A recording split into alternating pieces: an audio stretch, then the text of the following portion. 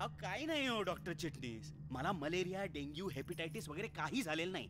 मला HIV positive सारखा Marathi positive रोग झालाय. याच्यामध्ये परप्रांतीय व्हायरस मराठी पेशी खाऊन टाकतो आणि मग खंगून खंगून मराठी माणूस मरतो.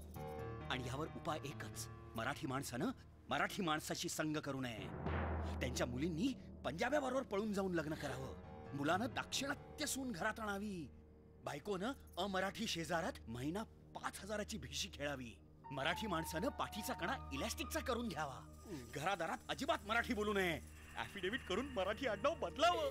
डॉक्टर हे काय बोलतायत काय? नाव I got it. This is leptospirosis from Perepadur. Doctor यावरती काय उपाय? उपाय आहे ना, एकच उपाय, झोपेचं इंजेक्शन. अहो त्याला सुई तरी लावा हो. आणि झोपेची इंजेक्शन कसली देताय हो? मराठी माणूस वर्षानुवर्ष झोपलेलाच आहे. अँटी मराठी काही डोस असेल तर तो द्या.